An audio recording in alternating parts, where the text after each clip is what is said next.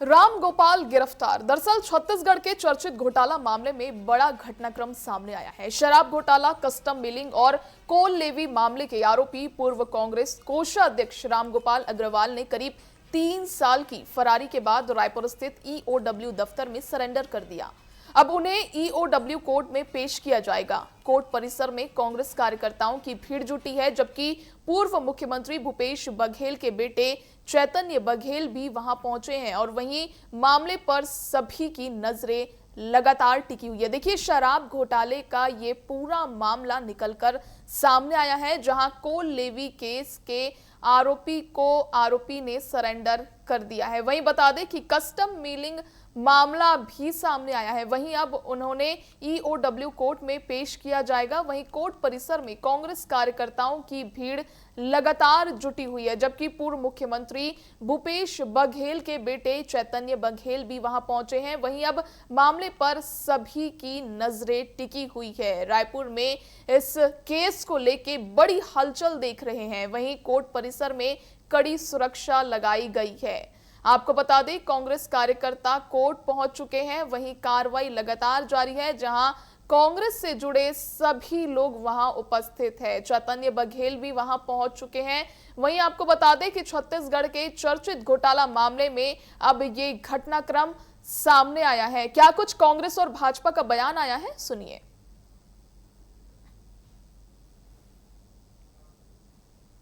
विधानसभा चुनाव के पहले से ही भारतीय जनता पार्टी की केंद्र सरकार ईडी, सीबीआई, आईटी के माध्यम से कांग्रेस नेताओं के खिलाफ मुकदमे दर्ज करके, झूठे मुकदमे दर्ज करके कांग्रेस की छवि खराब करने की कोशिश कर रही थी। राज्य में भाजपा की सरकार बनने के बाद जिन मामलों में ईडी जांच करके कुछ नहीं हासिल कर पाई, ईओडब्ल्यू और एसीबी के माध्यम से फिर से मुकदमे दर्ज करके परेशान करने की नीयत से कार्रवाइयाँ की जा रही हैं। भारतीय जनता पार्टी का यह षड्यंत्र बेनकाब होगा। हम इस मामले में लोकतांत्रिक लड़ाई लड़ेंगे और अदालत में कानूनी लड़ाई लड़ेंगे और निश्चित तौर पे सफल होंगे। भारतीय जनता पार्टी का षड्यंत्र बेनकाब होगा। भाई, उनके बड़े पदाधिकारी हैं, कोषाध्यक्ष है, मास्टरमाइंड है, तो सवाल ही पैदा नहीं होता पेट में दर्द होगा कि बात बाहर मत आ जाए उगल मत दें करके। तो बात उगलने के डर से उसको राजनीतिक रंग देना, ये सब एजेंसियां परेशान कर रही हैं, एजेंसियां ऐसा कर रही हैं। असली डर यह है कि रामगोपाल जी इधर उधर के बाद सच्चाई को ना उगल दें। असली चीज इसमें यह है, बाकी तो ठीक है। देखिए, छत्तीसगढ़ के चर्चित घोटाले मामले में अब एक बड़ा घटनाक्रम सामने आया, जहां शराब घोटाला, कस्टम मिलिंग और कोल लेवी मामले के आरोपी पूर्व कांग्रेस कोषाध्यक्ष रामगोपाल अग्रवाल ने करीब 3 साल की फरारी के बाद रायपुर स्थित ईओडब्ल्यू में सरेंडर कर दिया है। इस पर और अधिक जानकारी के लिए हमारे साथ हमारे संवाददाता पीयूष नायक हमारे साथ जुड़े हुए हैं। पीयूष, मैं पूछना चाहूंगी कि 3 साल की फरारी के बाद रामगोपाल अग्रवाल करीब 3 साल के बाद अब ईओडब्ल्यू दफ्तर में उन्होंने सरेंडर कर दिया है। किस नजरिए से देख रही है सरकार इसे, और क्या इसके पीछे कोई खास वजह सामने आई है?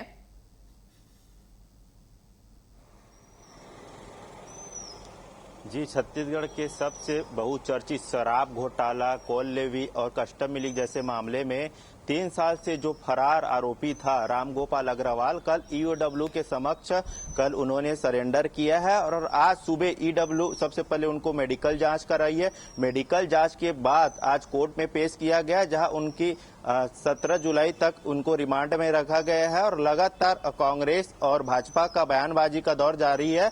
लगातार कांग्रेस आरोप लगा रही है कि लगातार जो केंद्र की जो सरकारी एजेंसी है और यहाँ की ईडी का दुरुपयोग भाजपा और केंद्र की सरकार लगातार कांग्रेस के छवि को खराब करने के लिए किया जा रहा है।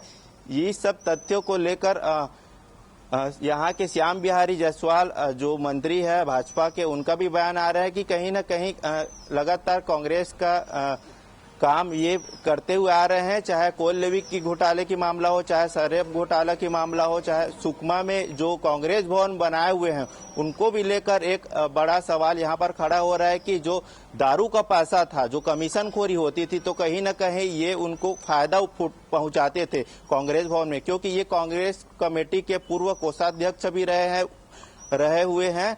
तो कहीं न कहीं अब देख सकते हैं कि जो 3 साल से जो फरार चल रहे थे, इनका लगातार बात सामने आ रही थी कि कहीं देश विदेश में छुपे रहने की, तो कहीं ना कहीं कल ईडब्ल्यू के सामने में पेश हुए, उसके बाद आज कोर्ट में उनको पेश किया गया, जहां उनके बचाव पक्ष के उनके फैजल रवि वकील का कहना है कि दोनों पक्ष की सुनवाई के बाद उनको 9 दिन की रिमांड दी गई है, जबकि 14 दिन की रिमांड मांगी गई थी। और इसकी बड़ी संख्या में कांग्रेस के कार्यकर्ता भी वहां पहुंचे हुए हैं और कहीं न कहीं कांग्रेस कह रही है कि कांग्रेस लगातार भाजपा सरकार के पर आरोप लगा रही है कि कहीं न कहीं भाजपा सरकार जब से प्रदेश में ही है, चाहे कोल लेवी घोटाले की, चाहे ये सब चीज और ये सब पूरा कार्रवाई कहीं न कहीं जो अनवर ढेबर, सूर्यकांत तिवारी जो कोल लेवी मामले में डायरी और दस्तावेज जो जब्त किया था उनमें उनका नाम था, उसके तहत ये कार्रवाई की गई है।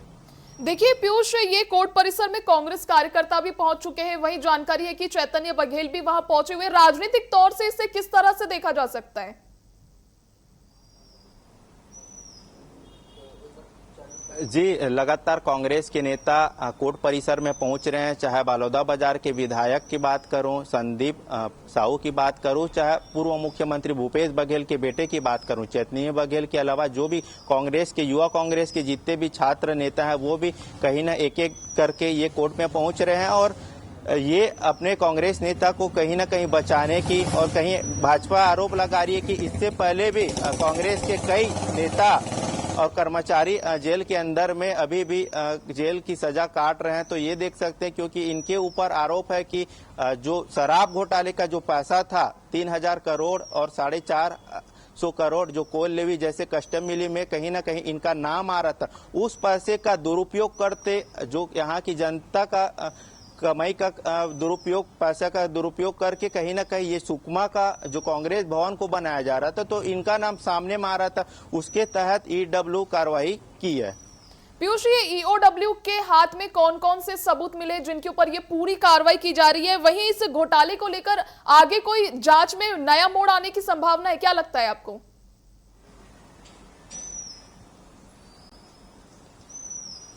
जी, ये कोल लेवी जैसे मामले में सूर्यकांत त्रिपाठी का जो सूर्यकांत तिवारी का जो दस्तावेज मिला हुआ था, चाहे वो लेन देन का मामला में, तो कहीं ना कहीं डॉक्यूमेंट्स में इनका नाम था।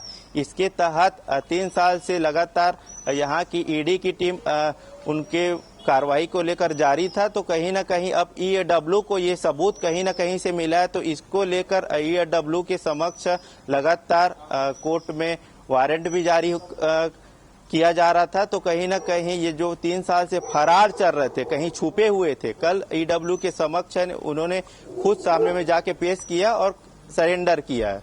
चलिए, बहुत शुक्रिया पीयूष जुड़ने के लिए, तमाम जानकारी के लिए।